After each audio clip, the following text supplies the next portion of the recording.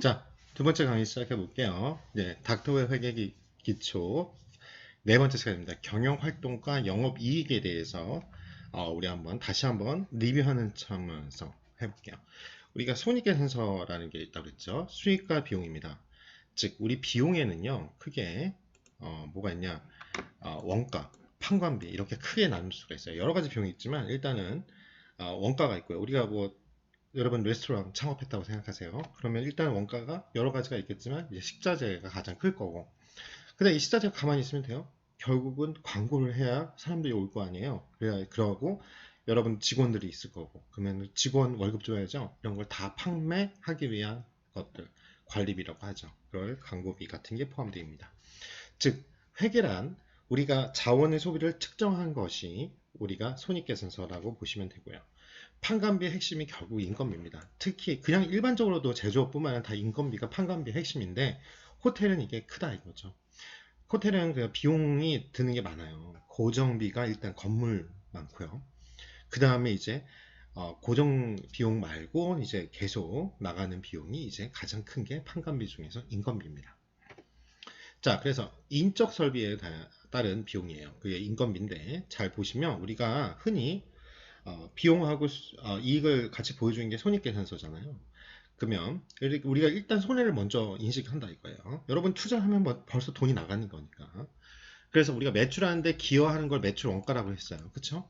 그래서 우리가 매출을 수익을 그래서 비용을 뺀 게 이익이라고 했죠. 우리가 번 돈이에요. 이게 단기 순이익이라고 하죠. 자, 우리 수익은 올리는 게 매출이고 비용은 줄여야 돼요. 자, 매출액입니다. 3천만 원을 벌었어요. 자, 근데 비용을 측정하다 보니까 매출 원가가 나가죠. 매출하니 거기에 비용한 비용. 우리가 음식을 팔면 음식에 한 식자재 값, 그게 1,000만 원이 들었습니다. 근데 가만히 있으면 안 되죠. 광고를 때려야죠. 흔히 말하는 광고를 해야 됩니다. 그러면 그게 500만 원 들었어요. 자, 그런 다음에 이제 인건비가 드는 겁니다. 인건비가 1,000만 원이 들었다고 합시다.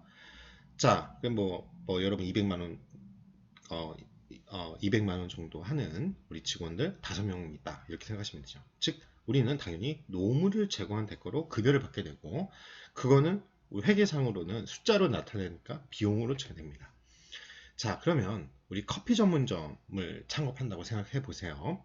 여러분 고민할 겁니다. 보통 특히 제 여동생도 그랬었는데 대부분 회사 다니는 여자 직원들의 특징이 뭐냐면 커피를 좋아하시는 분들이죠. 거의 베이커리. 나중에 제빵 기술도 배워가지고 내 이름으로 돼 있는 브랜드의 커피 전문점을 창업해야지. 그러면 돈 많이 벌 수 있지 않을까? 이렇게 생각을 합니다. 그럴 때 한 프랜차이즈 업체에서 옵니다.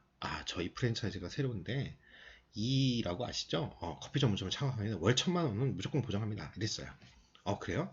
근데 나중에 이런 거 여러분 많이 봤을 거예요. 매달 1,000만 원 버는 실상 300만 원 벌고 왜 웬만하면 자꾸 리뉴얼 강화해요. 아니 매출은 많이 올라. 근데 맨날 와가지고 본사에서 간판을 다시 해야 된다는 등 그쵸? 이렇게 가벼운 행보가 있다. 막 뉴스에서 봤을 거예요. 그래서 커피 전문점 사장님들이 보통 착각하는 게 커피숍 내부 인테리어는 투자라고 생각합니다. 근데 우리 회계상은 비용이에요. 왜냐면 인테리어를 한다는 것 자체가 벌써 여러분 건물이랑 똑같이 나중에 배우지만 감가상각이라는 게 왜 가격이 떨어져요. 우리 쉽게 얘기해서 여러분 제가 갤럭시 S20 샀는데 1월달에 지금 4월이잖아요. 그러면 벌써 여러분 이게 120만 원, 150만 원 이런다고 그러면 이거 지금 여러분 120만 원에 좀 깎아서 5만 원 깎아줄게요. 110만 원에 살 거예요. 안 사잖아요. 가격 확 떨어집니다. 특히 전자제품, 그쵸? 똑같아요. 인테리어는 유효기간이 정해져 있습니다. 그런 투자긴 투자지만 결국은 손해를 날 수 있다는 거죠. 네, 그러면 이제 다시 말해서 감가상각이라는 게 있다고 했어요. 예를 들어 여러분 차를 사요. 그러니까 유일하게 감가상각이 안 생긴다고 여러분이 착각하는 게 이제 아파트예요. 진짜 아파트 손해를 볼 수 있죠. 가격이 떨어지면. 그런데 이제 보통 그 땅값이 올라가는 겁니다. 거기가 건물 자체는 낙후되기 때문에 시간이 지나면 10년 된 건물을 닦잖아요. 그러니까 가격은 원래 떨어져요. 근데 땅값이 오르는 거예요. 자, 생각해 보세요. 우리가 자동차를 보통 많이 사시잖아요. 자동차를 사시면 그 자동차 벌써 출고되는 순간부터 확 떨어져요. 그렇죠? 즉 처음에 내가 5천만 원인데 5천만 원 정도 차를 샀어요. 근데 10년을 사용했어요. 그러면은 일단은 벌써 그냥 10으로만 나눠도 10분의 1 가치로 가치가 떨어지겠죠. 500만 원이라고 한다면 지금 잔존 가치라고 해요. 나중에 배우겠지만 남아있는 가치. 그러면 가격과 상각비까지 계산을 해야죠. 그래서 500만 원. 그러면 요게 다 비용이잖아요. 이거 다 더하면 그렇죠? 그러면 이익은 2,000원으로 쪼그라듭니다. 자, 그래서 관리비, 판관비 앞에 통해서 판관비라고 하죠. 일단 매출원가, 매출을 하면서 기여한 거. 그 다음에 가장 판매 관리비 큰 거 인건비. 그 다음에 홍보, 광고 홍보비. 그 다음에 일단 가만히 있어도 건물이나 이런 것들은 감가상각이 납니다. 그래서 우리가 영업수익을 5천만 원 벌었어요. 영업비용은 이제 3천만 원. 그렇죠? 요걸 다 더한 게 세부 내역인 거죠. 그러면 여기서 요걸 빼니까 2천이 남을 겁니다. 자, 그러면 요게 결국은 이런 걸 이렇게 이제 프로젝션 크게 본 거예요. 자, 그래서 여러분이 보면 레이쇼 뭐 이런 거 있죠. 일단은 아셔야 될 게 영업수익에서 영업비용 빼면 영업이익이 나오는 거고, 그러면 이제 마진이 나오죠. 5.1%네. 그렇죠? 거기다가 우리가 영업의 손익, 그렇죠? 영업 외에 우리가 손해를 볼 수도 있고 이익을 볼 수도 있잖아요. 자, 요거까지 하고 이게 세전 이익이죠. 세전에서 세금을 제외하고 법인이면 법인세를 내잖아요. 그런 다음에 이제 순수하게 남는 게 이거죠. 요거. 아무래도 영업이익에서 줄여주겠죠. 그렇죠? 그 다음에 이제 에비타라는 게 있는데 이제 이것까지는 제가 가지 않을게요. 보통 이제 경영대학원에서 배우니까 이제 보통은 이거 갖고 많이 합니다. 요거까지 봐요. 근데 이제 일단은 왜냐면 자기자본 조달 비용이라는 게 있거든요. 근데 그거는 설명 안 할게요. 여러분 화낼까봐. 그래서 일단은 이제 여기까지만 하시면 돼요. 학부 수준에서는. 그쵸? 그래서 자, 그러면 이제 퀴즈를 하나 내겠습니다. 여러분들은 어느 곳에 식사를 할까요? 자, 매출액이 5천이에요. 일단 보니까 영업이익은 동일해. 그쵸? 두 개 레스토랑이. 여기 경영식이라고 생각할게요. 이렇게 포크도 있고 그러니까 여기는 뭐 그냥 각종 파는 커피숍이라고 할게요. 자, 여러분들은 어느 곳에 식사를 하겠습니까? 우리가 알다시피 매출액에서 매출 원가를 빼면 매출 총이익이 나오고, 그쵸? 거기서 판관비를 빼면 이제 우리가 아는 영업이익. 그리고 영업이익이 되게 중요해요. 왜? 실제로 우리가 본업을 해가지고 번 돈이잖아요. 여러분들 영업의 손해, 영업 외 수익은 그때마다 다른 거예요. 예를 들어서 여러분 주식 투자해가지고 번 거. 여러분 실제로 영업해가지고 번 게 아니죠. 여러분들도 가정이라 생각하시면 여러분이 호텔이나 레스토랑이나 어디 다른 회사에 나가는 것 자체가 영업 활동하는 거잖아요. 그쵸? 생존을 위해 생계를 유지하는 거니까. 거기가 주 수입이잖아요. 근데 그게 아니라 주식 투자를 해. 아니 어떤 아파트 투자해서 번 돈. 이거는 영업 외에 여러분 번 거죠. 이해되시죠? 여러분 주식 투자 했는데 한 1,000만 원 꼬랐어. 그쵸? 그러면 영업에 비용이 든 거죠. 이해되시죠? 그래서 영업이익이 되게 중요합니다. 보통 이제 이 회사를 평가할 때. 그때 매출 원가하고 영업이익. 자, 영업이익을 보통 많이 보는데 요것만 보면 안 된다 이거죠. 왜 그러냐? 잘 보세요. 판관비가 여기는 3,500이나 돼요. 3,500이나.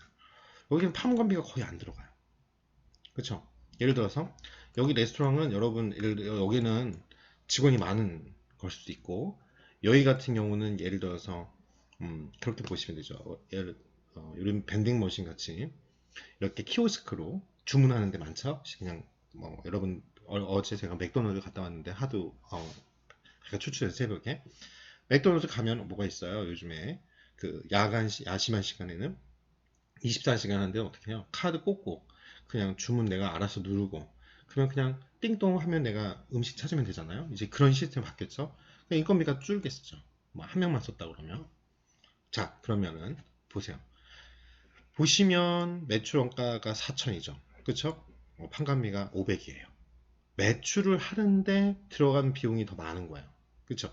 여기는 매출은 5천인데 매출 원가는 별로 없어. 그쵸? 그냥 그러니까 마진이 엄청 많이 남은 거죠. 이쪽은. 근데 판관비가 엄청 들어가는데요. 자, 그러면 생각해보면 이게 이제 서비스업은 다를 수 있어요. 근데 제조업 같은 경우를 얘기를 들으면 물건 제작을 하기 위해서 사용한 비용이 굉장히 많이 들어갔다는 거잖아요. 최고의 품질을 낸다 보면 되죠. 그게 중요할 수 있어요. 왜? 제품의 재료에 대해서 굉장히 신뢰가 세야 될 거 아니에요.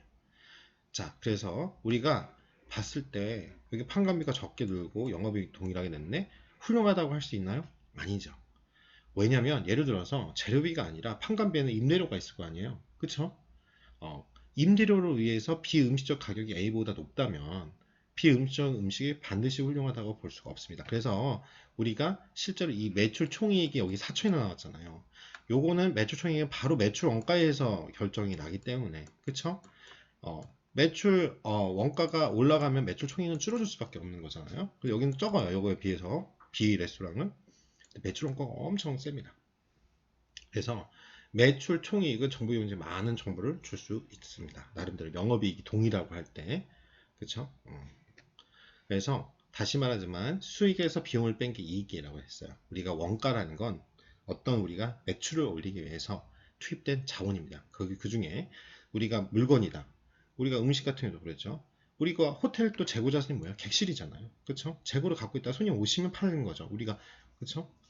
그리고 물적 자산이 있고 그 다음에 인적 자산이 있고 그게 사람 그렇죠? 서비스하는 적긴 용언이 될 거고 그리고 보이지 않는 무형 자산 그게 브랜드죠. 대부분 우리가 브랜드 가서 먹잖아요. 대부분 그다음 이런 것들이 다 원가로 가는 겁니다. 그러면 재고 자산은 팔리는 순간 매출에 기여한 원가, 매출 원가가 되는 거고요.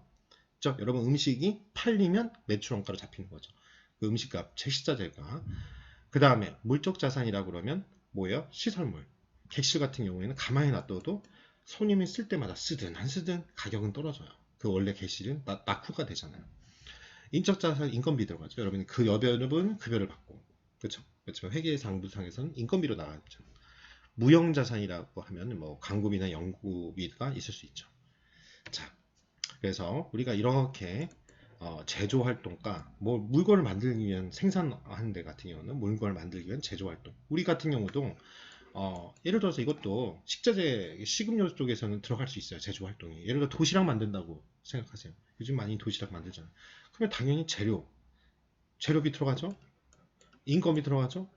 그리고 그 시설물들 도시락 만들어가지고 판다 그러면 그 시설물들도 감가상각 들어가죠. 그래서 이 재고자산이 판매가 되면 이제 매출 원가로 잡힌다는 거잖아요. 근데 이걸 구분하는 이유가 있는 거예요. 제조할 때 하는 거랑 순수하게 상품에 관해서. 근데 제품이죠. 제품에 관해서. 근데 판매 관리비는 우리가 물적 자산 똑같이 감가상비, 인건비, 연구비 똑같이 나가요. 그렇지만 이건 판관비로 잡는 건 우리가 판매 관리를 하기 위해서 사용한 활동에 따라 다르다 이거죠. 그래서 제조하는 데 필요한 비용은 매출원가, 판매하는 데 필요한 비용은 판매비, 판매 관리비, 그래서 판관비라고 합니다. 즉 다시 한번 말하지만 제조를 하기 위해서 도시락 생각하세요. 도시락을 만들기 위해서 제조하는 데 들어가는 식자재.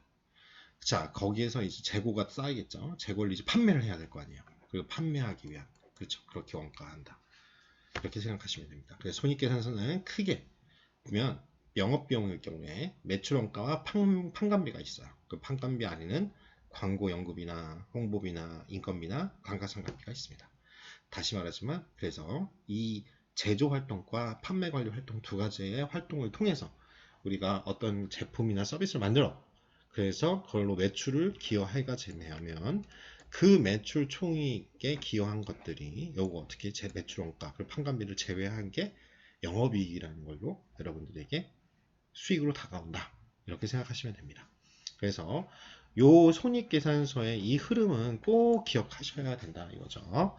다시 말하지만 시간이 자 다시 말하지만 매출액에서 매출 원가를 빼요.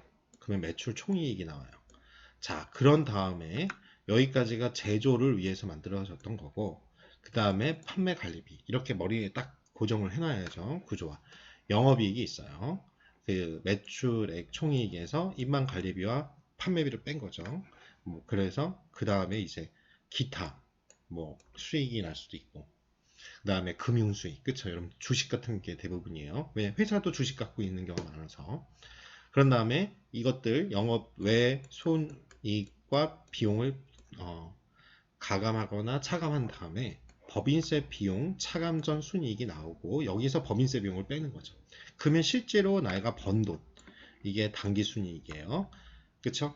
그럼 단기 순이익에는 내가 영업 활동은 아닌 것도 같이 있다는 거죠. 아무튼 어찌됐든. 그 다음에 주당 이익이라고 하면 이거 법인에 들어가는데 법인은 다 주식회사죠. 그게 상장됐냐 안 했냐가 틀린 거지. 그러면 주식이 1000개가 있어요. 근데 지금 시장에 내가 이제 단기 순이익 그 주당 이익이면 1000개가 있는데 한 주 1000으로 나눠주면 되죠. 만약 내가 주식이 1000개가 있는데 우리가 1700만 원을 벌었어요. 그러면은 이 1000 나누면 되죠. 그러면 한 주당 이익이 나와요. 그쵸? 지금 그래서 이렇게 나왔다. 그래서 다시 한번 다 매출액에서 매출원가 빼면 매출 총이익이 나올 거고, 그쵸? 이거 좀 뭐가 계산이 이상하네요. 어찌됐든 그 다음에 광고비와 이게 판관비죠. 판관비를 그 다음에 감가상각비 이런 것들 해서 영업이익이 나온다. 이거 좀 이상하네요. 매출액에서 매출원가 빼면 2000이 돼야 되는데, 그쵸? 이거 뭐가 이상해요. 이거 잘못 계산한 것 같아요. 이게 굳이 되려면 4000이 맞는 것 같거든요. 그럼 이게 제가 못한 것 같아요. 7 요게 4000이 되려면 이게 7000이 되죠. 매출액이. 그쵸? 매출액에서 매출원가를 빼서 4000이 되고 그 4000에서 요것들 판관비를 빼야죠. 500, 1500, 2000이죠. 2000을 빼니까 영업이익 2000 나와야죠. 이해되시죠? 그래서 다시 한번 말씀드립니다. 회계와 손익계산서가 있는데요. 다시 말하지만 회사가 돈을 얼마나 벌었는가, 또 우리가 알아야 되면 회사가 돈을 어디에 사용하는가, 또 사용하는 돈의 원천에 따라서 판매 활동과 관리 활동을 구분하고 제조로 한 거는 매출 원가를 간다 이거죠. 실제로 재고 상품을 갖다가 재고 자산을 갖다가 판매가 이루어지는 순간에 매출을 잡히고 그 매출이 잡히는 순간 우리가 배웠던 수익과 비용의 대응의 원칙에 의해서 매출 원가가 된 거잖아요. 비용화를 처리합니다. 그리고 영업활동과 상관이 없는 자본활동들도 포함 다 된 게 마지막에 내가 진짜 본 게 번 돈, 당기순이익이에요. 영업으로만 실제 우리의 본업으로만 번 돈을 영업 수익이라고 하고요. 그 외에 우리가 주식이나 다른 걸 해가지고 손해를 볼 수도 있고 우리가 이득을 볼 수도 있어요. 그걸 영업의 수익, 영업의 비용이라 하고 그걸 다 더하고 그쵸? 세금 내고 그 마지막에 여러분 진짜로 여러분 호주머니에 있는 돈, 번 돈 그게 단기순이익이다. 이렇게 생각하시면 됩니다. 그래서 손익계산서 작성 기준에 대해서 여러분 다시 한번 하지만 우리가 수익은 발생합니다. 그래서 매출, 그래서 제가 흑자부도 얘기했잖아요. 매출이 일어났는데 돈 못 받아. 그래서 매출 채권 받고 막 이러잖아요. 그러니까 발생주의 기준으로 합니다. 현금주의가 아니에요. 실제로 현금 나중에 들어오더라도. 그리고 수익은 실현됐다. 즉 팔려가지고 해야지만 이제 비용도 떠날 수 있는 거고요. 그리고 항상 총액주의로 해야 됩니다. 순액주의라는 게 있는데 총액주의라는 건 뭐냐면 전체에 각각의 그래서 이 계정들이 함부로 지우면 안 돼요. 다 기록에 그대로 남겨놔야 됩니다. 그렇죠? 그리고 구분 계산했고요. 이게 우리가 계정 공부했죠. 계정을 다 나눠서 해야 되고 중요한 게 수익 비용의 대응의 원칙과 발생의 주의 이렇게 아셔야 됩니다. 다시 말하지만 손익계산서는 경영활동을 하는 거죠. 자, 그 다음에 시간이 또 끊어서 가기엔 좀 애매해요. 그래서 좀 더 해볼게요. 호텔 영업 회계 이해에 대해서 좀 진호를 나가 보겠습니다. 자, 우리 이제 드디어 교재 2장 나가는 거예요. 자, 호텔 영업 회계의 개요는 간단합니다. 호텔 영업 회계의 의의 보이세요. 호텔 영업 회계는 판매 시점에 행해지는 현금 지급 거래가 대부분이 많죠. 대부분이 그래요. 그래서 유동성이 좋습니다. 그래서 실제로 이런 얘기가 있어요. IMF 때요. 호텔을 가지고 있던 대기업들, 그쵸? 대부분이 좋았어요. 왜 그러냐면 아까 우리 제조업인은 많이 우리가 일반적인 회계를 공부하면 매출채권이라고 했잖아요. 돈을 떼일 가능성이 되게 많죠. 우리가 나중에 배우지만 그걸 대손이라고 그러는데요. 큰 손해를 볼 경우가 많습니다. 근데 우리도 알다시피 호텔 같은 경우에는 이제 뭐 손님이 있어야 되는 게 더 그건 부차적인 거고 대부분 신용카드 아니면 현금으로 계산하시잖아요. 현금은 뭐 바로 현금화가 되는 거고 신용카드도 알다시피 그 다음 달에는 현금화가 됩니다. 그래 안 그래요? 그래서 현금 지급 거래가 대부분이다. 그래서 유동성 문제가 해결이 됩니다. 그래서 사실은 수익은 그렇게 크게 나지 않죠. 여러분도 알다시피 대부분 상장되어 있는 신라 호텔 같은 경우에도 호텔로서 수익이 남는 게 아니라 면세점으로 수익이 나는 거죠. 같이 있으니까. 그래서 여러분 다시 한번 말하지만 보통은 부동산 투자의 개념과 다시 말하지만 현금을 그 유동성 확보의 걸로 호텔 영업회계를 합니다. 그래서 호텔 회계는요 후일에 가서 청구하는 신용 외상 판매 방법을 쓰고 있죠. 왜? 여러분 알다시피 체크인 요즘에는 좀 많이 바뀌었어요. OTA라고 해서 온라인 트래블 에이전시, 즉 여러분 뭐 아고다닷컴이나 인터파크나 그쵸? 야놀자나 그런 것 이제 미리 선물 지급하잖아요. 그러기 때문에 이제 아닌데 보통 일반적으로 개인이 체크인을 한다 그러면 신용카드 오픈하고요. 그런 다음에 어떻게 해요?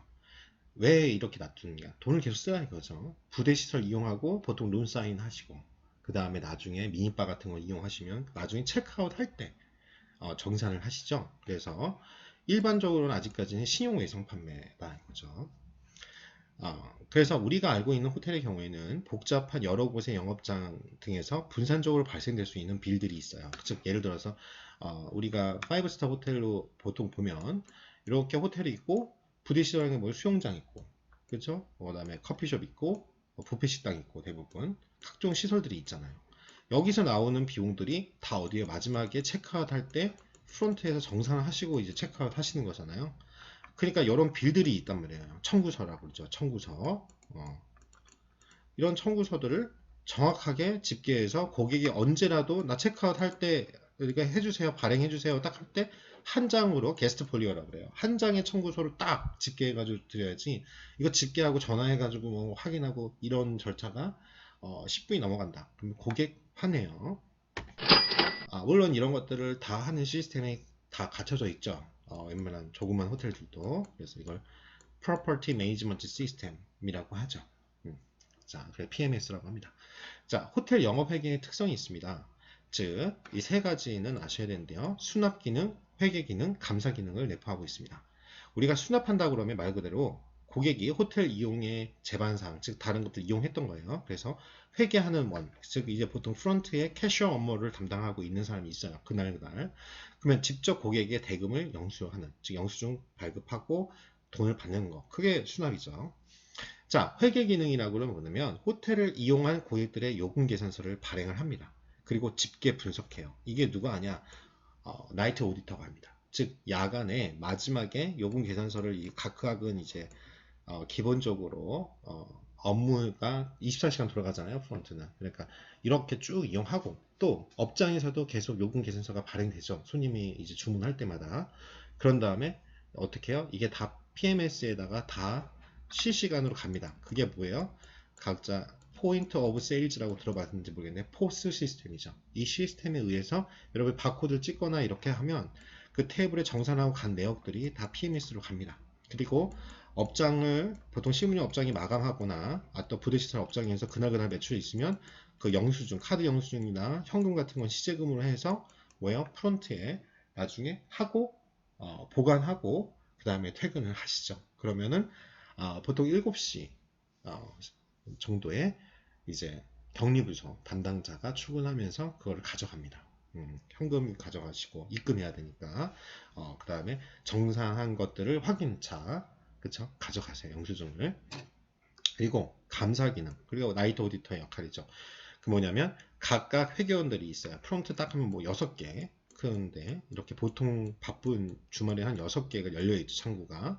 그래서 계속 이렇게 체크인 체크아웃 받고 그것들이 잘 됐는지 아니면 누락된 게 있는지 왜냐면 마감을 돌리고 나면은 이걸 고치기 힘들잖아요. 보고가 그때그때마다 데일리 리포트를 내야 되는데 그러기 때문에 그 영수한 수익금이 정확하게 돼 있는지를 감사를 합니다.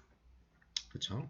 그다음에 그래서 호텔 영업회계의 특성은 첫 번째 영업 내용의 특성이 있습니다.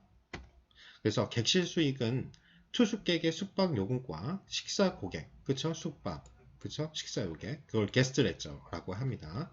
즉 이게 뭐냐면 식사 고객이 바로 그냥 카드로 그 자리에서 결제하면 모르는데 나 502로 투숙해 하고 이게 하고 사인을 하시잖아요. 그러면 이게 룸 사인이라고 해요. 룸 사인을 하시면 이게 게스트 레저라는 데다가 가요. 그러면은 이게 자동으로 어디로 가냐? 포스팀에서 PMS로 가면 프론트에 501호의 손님이 돈이 청구가 여기 딱 찍힙니다. 알았죠?